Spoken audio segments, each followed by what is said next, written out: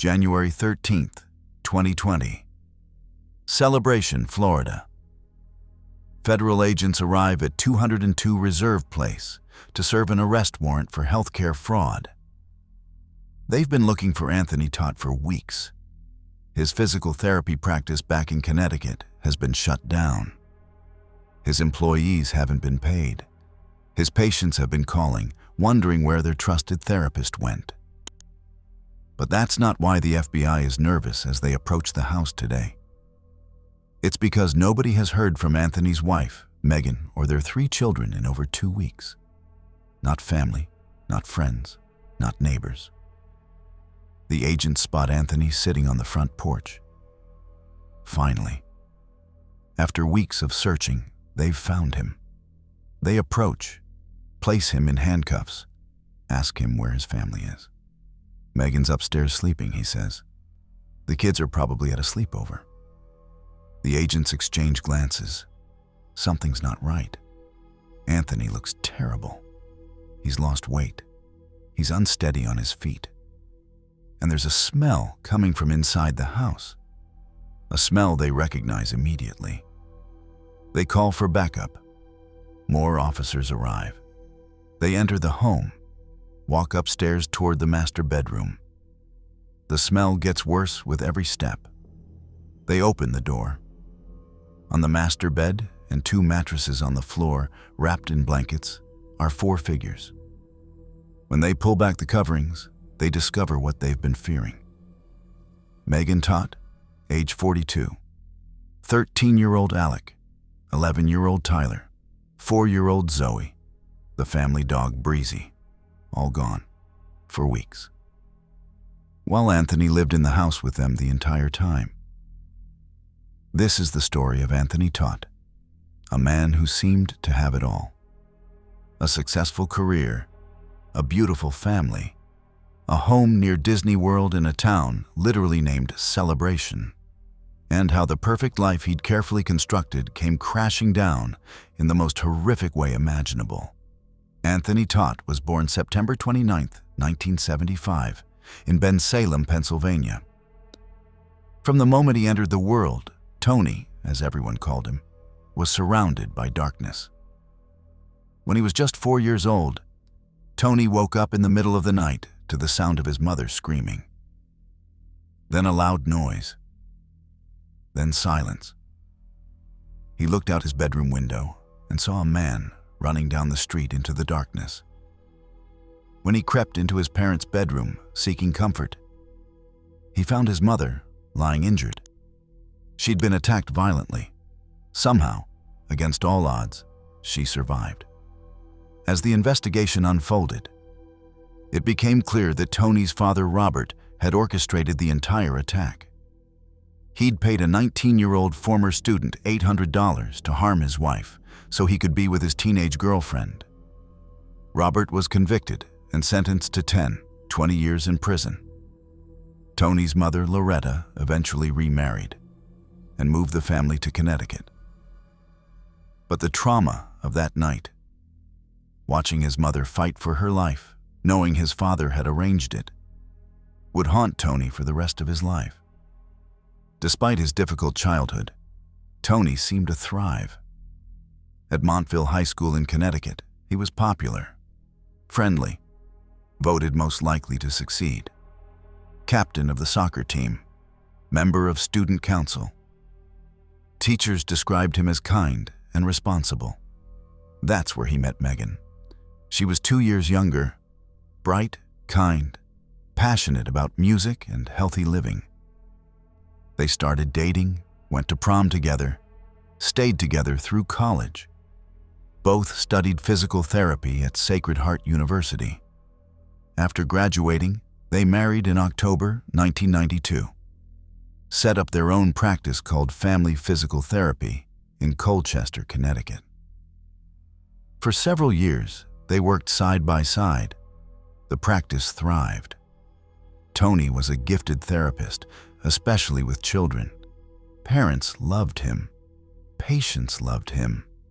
He had a magic touch for making nervous kids feel comfortable. Many parents specifically requested him for their children. In 2006, Megan became pregnant with their first child.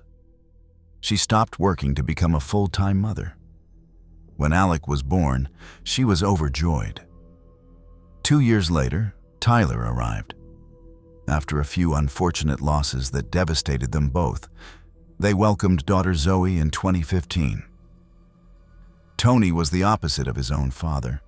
Devoted, faithful, present. He never missed a sports practice or school event, volunteered as a youth soccer coach, provided free physical therapy to children with disabilities. Megan was the quintessential soccer mom. Homeschooled the kids with dedication and creativity, cooked healthy organic meals, got them involved in music, piano, violin, guitar, kept them active and engaged with the community. Alec was brilliant, reading well above his grade level, loved history and World War I, played piano and violin beautifully. Tyler was the joker, gifted in math, played piano and guitar, always trying to make people laugh. Little Zoe was everyone's princess. Strong personality, contagious laugh, kept her big brothers in line despite being the youngest. The family dog Breezy completed the picture-perfect household. In 2005, the Tots purchased a condo in Celebration, Florida, a master-planned community near Walt Disney World designed to capture the essence of small-town America. They'd vacation there regularly, spending long days at Disney parks. From the outside, the Tots were living the dream. Successful business, beautiful home in Connecticut, vacation property in Florida. 3 brilliant, athletic, musically talented children. Everyone who knew them said that they were incredible parents who adored each other and their kids. It was almost too perfect. Around 2011, everything changed. Megan started getting sick. She'd had Lyme disease as a teenager, and a tick encounter during a Disney trip seemed to trigger a severe flare-up. She lost weight rapidly. Her once vibrant personality faded. She struggled to get out of bed, was diagnosed with depression. The lively, outgoing mother who'd once led playgroups and organized community events became withdrawn and exhausted. In 2016, Megan told Tony she wanted to move to Florida permanently. The warmer weather helped her symptoms. Connecticut's gloomy seasons made everything worse. Plus, being near Disney meant endless entertainment for the kids. They could have annual passes and visit the parks whenever they wanted. So Megan, Alec, Tyler, and Zoe moved to Celebration. Tony stayed in Connecticut to run the practice, flying to Florida every weekend to be with his family. It was meant to give them the best of both worlds: steady income from the established practice and a relaxing, carefree life in the sunshine. Unfortunately, the plan was doomed from the start. Living in 2 states was expensive. Flying every single week added up quickly. The practice wasn't making as much money as people thought. Tony had been investing in rental properties across the country that weren't generating the returns he'd anticipated. Medical bills for Megan continued to pile up. Their expensive lifestyle continued without any significant changes.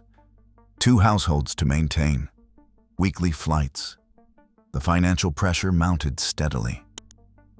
But Tony didn't tell Megan any of this. Instead, he started taking out loans to make ends meet. When those loans came due, he took out more loans to pay them. Soon, he was $100,000 in personal debt, on top of hundreds of thousands in company debt. With options dwindling, Tony didn't sit Megan down to discuss drastically reducing expenses. He didn't suggest selling one of their homes to get back on track. Instead, he started committing fraud. Tony began submitting invoices to insurance companies and Medicare for physical therapy treatments he'd never delivered. He'd bill for sessions on days the clinic was closed, for patients who'd moved out of state, for appointments that never happened. One insurance company was billed $24,000 for treatments on an injury that had healed months earlier. During one day of surveillance, investigators caught Tony billing for therapy services to 16 different children without ever opening his doors. By 2019, the FBI was investigating. Multiple parents had complained about being billed for 5 sessions a week when their kids had only been seen once or twice. In early 2019, some of Tony's lenders started suing him for non-payment. The walls were closing in. On November 21, 2019, the FBI raided Tony's physical therapy practice. When questioned, Tony initially denied everything. But eventually, he admitted to the fraud, promised Megan had no idea what he'd been doing, agreed to plead guilty to any future charges. By September 2019, Tony's physical therapy license had lapsed. Both clinics closed. Employees received no notice. Many were left with missing paychecks. Despite the evidence, Tony wasn't arrested immediately. Just before Thanksgiving, he told investigators he was going to Florida to visit his wife. He'd return in early December to answer more questions. Thanksgiving came and went. December arrived. Christmas passed. But there was no sign of Tony returning to Connecticut. And there was no sign of Megan and the kids either. Usually during the holidays, the Taut family would return to Connecticut to visit Megan's Aunt Cindy and Uncle Stuart, and to spend time with Tony's mother and sisters. But in 2019, they didn't. The entire family attended Alec and Tyler's Christmas concert on December 14, 2019, in celebration. According to people there, nothing seemed out of the ordinary. The kids performed wonderfully. Megan and Tony were proud as always. After the concert, the family went home. Around Christmas, Cindy messaged Megan to check in. Megan said the family was planning a trip to St. Augustine. Later, she messaged saying everyone was sick with the flu. They couldn't even talk on the phone. They weren't going to St. Augustine after all. Then Tony texted saying Megan had lost her phone and the family was going off the grid for a bit. That was the last contact anyone had with the Taut family. Tony's sister Chrissy was the first to raise the alarm. On December 29, 2019, after not hearing from her brother or his family for weeks, she called the Osceola County Sheriff's Office, requesting a welfare check. Deputies knocked on the door at 202 Reserve Place. No response. Mail was piling up. The lawn hadn't been mowed in weeks. The house appeared empty. Deputies noted the family had probably returned to Connecticut. They left. 2 more weeks passed. Still no contact with the family. On January 10, 2020, Chrissy called again for another welfare check. This time, she mentioned something disturbing. In their last conversation, Tony had made strange comments about Megan believing the world was ending. The landlord also called. The Tauts were behind on rent. She'd posted an eviction notice on the door that appeared untouched.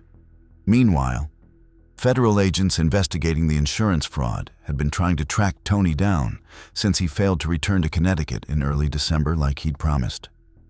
They'd followed his trail from Connecticut to Celebration. On January 13, 2020, a federal agent conducting surveillance spotted Tony sitting on the front porch of 202 Reserve Place. Finally, after weeks of searching, they'd found him. Officers approached the house, arrested Tony on the insurance fraud charges. But they also had a responsibility to check on Megan and the kids after weeks of concerning silence. Body camera footage from that day shows officers calling out for Tony, asking him to come downstairs. Tony appears at the top of the staircase, moving slowly, unsteadily. "What's your wife's name?" an officer asks. "Megan," Tony responds. "Megan, can you come down?" The officer calls up the stairs. Nothing. No response from inside the house. Tony was unsteady on his feet, weak, confused. His speech was slow, his movements labored. When asked where his family was, he said Megan was upstairs sleeping. The kids were probably at a sleepover, maybe at a friend's house. He couldn't quite remember. But there was a smell coming from inside the house. A smell the officers recognized immediately. The smell of decomposition. Officers placed Tony in handcuffs, sat him down outside, then entered the home to conduct a welfare check. Inside, the house was dark. Windows covered, shutters closed, lights off. The power appeared to be disconnected. And that smell, it was overwhelming. They walked upstairs, called out for Megan. The smell intensified with every step. They reached the master bedroom, opened the door. The bedroom was large. A master bed in the center, 2 additional mattresses on the floor. On all 3 sleeping surfaces were figures wrapped completely in blankets. Officers approached slowly, pulled back the first covering. It was Megan, decomposed beyond recognition. On the mattresses beside the bed, Alec and Tyler. At the foot of the bed, they found 4-year-old Zoe. Her tiny frame had decomposed so severely that at first, officers didn't realize she was there. The family dog Breezy was on a dog bed nearby, also gone. All had been there for weeks. Medical examiners would later estimate they'd passed around Christmas, roughly 2.5 weeks earlier, possibly longer. While living in the house with them the entire time was Anthony Tott, sleeping in the same room, on the same bed where his wife's remains were decomposing. When officers went back outside to question Tony further, he told them he'd consumed an entire bottle of Benadryl right before they arrived, an attempt to take his own life. He was transported to the hospital for evaluation and treatment. Once medically cleared, he was taken to the police station for questioning. The medical examiner's report revealed disturbing details. All victims except Zoe had wounds to their abdomens. Their causes of passing were listed as homicidal violence of unspecified means and diphenhydramine toxicity, the active ingredient in Benadryl. They'd been drugged with Benadryl, rendering them unconscious, then harmed while they couldn't fight back. The dog had also been harmed multiple times. Inside the house, investigators found 2 knives, multiple boxes and bottles of Benadryl, a firearm box and instruction manual, evidence of Tony's online research into effective methods, and, most chilling, a note supposedly written by Megan, describing this as a family decision to avoid foreseen tortures and achieve salvation. But the note had been typed and printed. Tony later admitted he'd printed it himself, after Megan had already passed away. Initially, Tony denied knowing his family had even passed. But he quickly realized claiming ignorance about 4 people in the house where you've been living was beyond belief. Finally, he revealed what had happened. Tony said that Megan and he had made a pact because of their shared fear of an imminent apocalypse. He detailed how Megan had supported him as he went into the bedroom of each child. He described taking Zoe's life first, then the boys. Then he watched as Megan attempted to take her own life. When that didn't work, he helped her. In the taped confession, Tony calmly walked investigators through every detail. How he'd sat in Zoe's room for hours, building up the courage. How Megan held Alec's feet down. How he'd researched methods online, using Quora to find the most effective approaches. He also stated the children had been aware of what was going to happen. That as their parents, he and Megan had gotten their consent before taking their lives. All the children wanted was to be with their parents, even if that meant joining them in the afterlife. The taped confession answered when it happened. 2 days before Christmas. Tony's hands and neck were photographed due to bruises and small marks. In light of his confession and evidence from the scene, he was arrested and charged with 4 counts of first-degree homicide. Prosecutors immediately indicated that they would seek the ultimate penalty. It should have been straightforward. They had the person responsible and his confession. But once Tony was locked up, he realized he didn't actually want to spend the rest of his life in prison. So he decided to change his story. From his cell, Tony sent a 27-page letter to his father, Robert, detailing a new version of events. He wrote that he was 10,000% innocent of all these preposterous charges. According to this new story, Megan was responsible. She'd given the children a Benadryl Tylenol PM pie, separated them, then harmed each one. Tony claimed he wasn't even home when it happened. He wrote that he'd gone to their nearby condo to do repairs and collect a Mickey Mouse necklace for Zoe. He'd slept in the van because Megan's essential oils irritated his sinuses. When he walked home the next morning, Megan confessed she'd had a vision of the end of the world and had taken the children's lives to release their souls. Throughout the letter, Tony painted himself as a helpless bystander. He claimed he tried to contact authorities but couldn't find a working phone in the whole house. Rather than leave to get help, he took their remains to the master bedroom, positioned them comfortably, covered them with blankets, and left them there. For weeks, he claimed, he attempted to take his own life multiple times by consuming large amounts of Benadryl. His most recent attempt was the day investigators entered his home. When it came time for trial in April 2022, Tony pleaded not guilty. Prosecutors opened by presenting Tony's original confession, the version where he admitted to everything. But Tony took the stand with yet another story. Now he claimed he didn't remember giving that confession.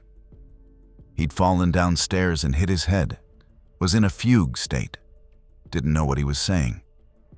He testified that when he came home that morning, Megan looked eerily calm, told him she'd had a vision, confessed she'd taken the children's lives, then attempted to take her own by harming herself and consuming Benadryl. When that didn't work, according to Tony, Megan begged him, "If you love me, you can do this. I want to be with my babies."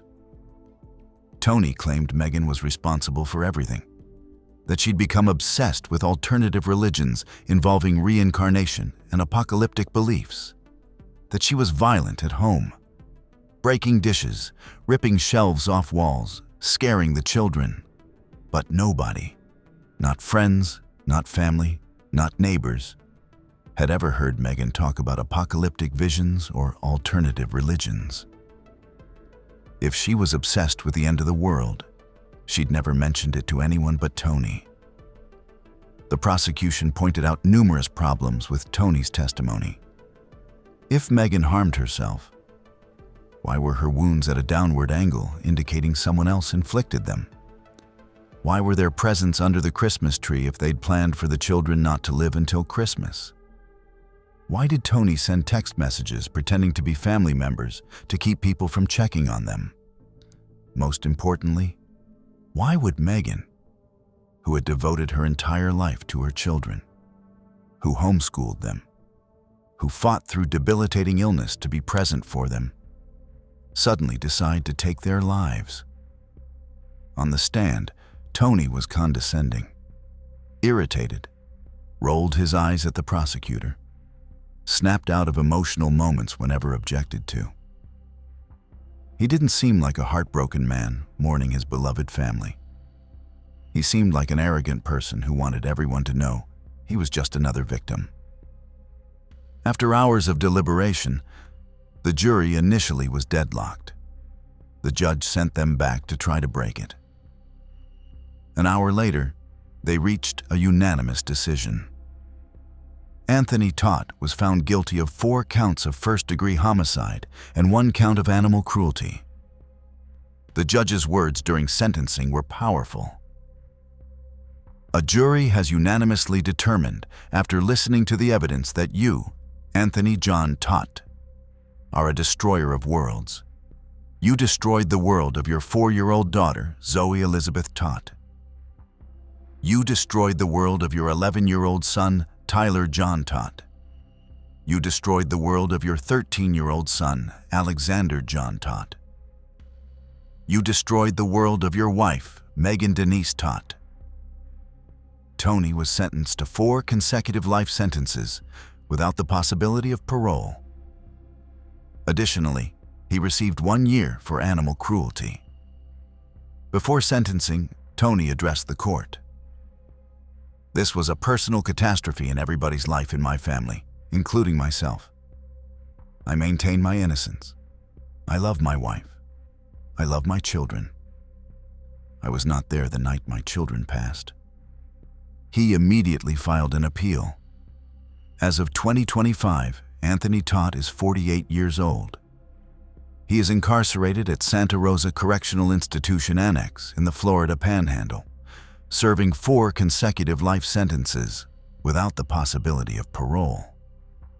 In August 2024, Todt filed a federal civil lawsuit against Osceola County officials, seeking $9.9 million in damages.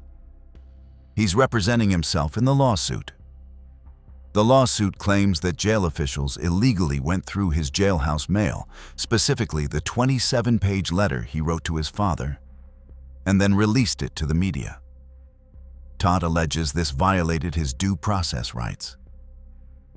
The Orlando Sentinel and Associated Press obtained copies of the letter through public records requests and published its contents, in which Todt blamed Megan for everything.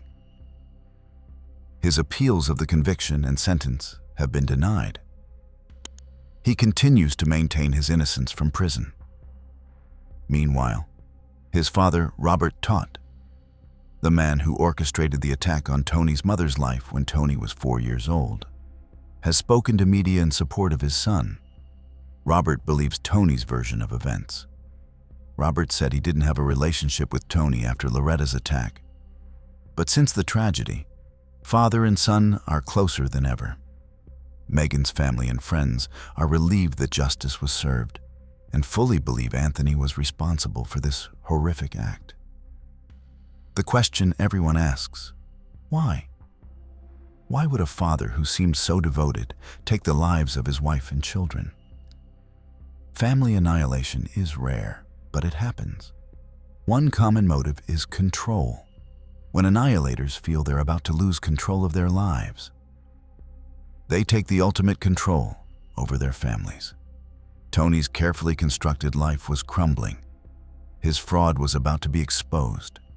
He was facing federal prison. He was over $100,000 in personal debt, with hundreds of thousands more in business debt. The perfect image he'd spent years building was about to shatter. Whether Megan knew how bad the financial situation was remains unclear. But it seems likely that Tony, overworked from years of splitting time between 2 states and facing imminent exposure as a fraud, simply snapped. The prosecution's theory was that Tony took his family's lives as a way to punish himself or to prevent them from suffering the shame of his crimes being revealed. That he'd rather they all be gone than face the consequences of his actions. The defense's theory that Megan was responsible simply doesn't hold up. Nobody but Tony ever heard her express apocalyptic beliefs.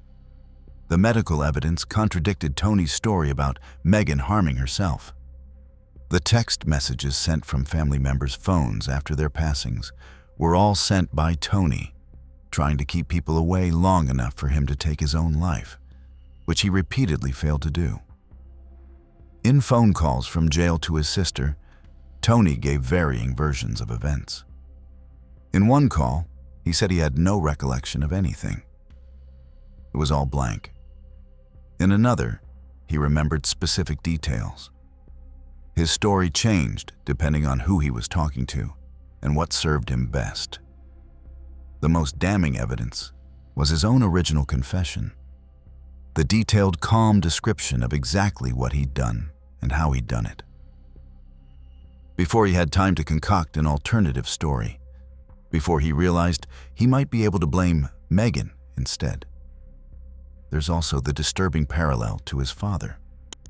Robert Tott orchestrated violence against his wife and maintained his innocence for decades. Now, Anthony Tott has done something even worse to his own family and maintains the same position of innocence. The trauma Tony experienced as a 4-year-old, witnessing the attack on his mother, knowing his father was responsible, undoubtedly damaged him in profound ways. But thousands of people experience childhood trauma and don't become family annihilators. At some point, Tony made a choice. Multiple choices: to commit fraud, to live beyond his means, to hide the truth from everyone around him, and finally, to take the lives of the 4 people who trusted him most. Megan Tott was 42 years old, devoted mother, talented musician, passionate about healthy living and homeschooling her children, battling health issues, but always putting her kids first. Alec Tott was 13, brilliant student reading well above grade level, history enthusiast, talented pianist and violinist, had a bright future ahead of him. Tyler Tott was 11, math whiz, comedian who loved making people laugh, multi-instrumentalist, kind soul who always wanted to help others. Zoe Tott was 4, the princess of the family, strong personality, contagious laugh, kept her big brothers in line, never got to experience life beyond early childhood. Breezy, the family dog who went everywhere with them and was loved deeply. The community of Colchester, Connecticut held vigils. So did the community in Celebration, Florida. Friends, family, and even strangers came together to honor these lives taken too soon. They should have had full lives ahead of them. Alec might have become a historian or military officer. Tyler might have pursued mathematics or continued making people laugh. Zoe might have grown up to be anything she wanted. She had her whole life ahead of her. Instead, their lives were stolen by the one person who was supposed to protect them above all others. Anthony Tott will spend the rest of his life in prison. He'll never be free. He'll never have another Christmas with family. He'll never watch his children grow up, because he made sure they never would. And from his cell in Santa Rosa Correctional Institution, he continues to maintain his innocence, just like his father before him. 2 generations, 2 men who seemed perfect on the outside. 2 men who caused unspeakable harm to their families. 2 men who refused to take responsibility. The apple doesn't fall far from the tree.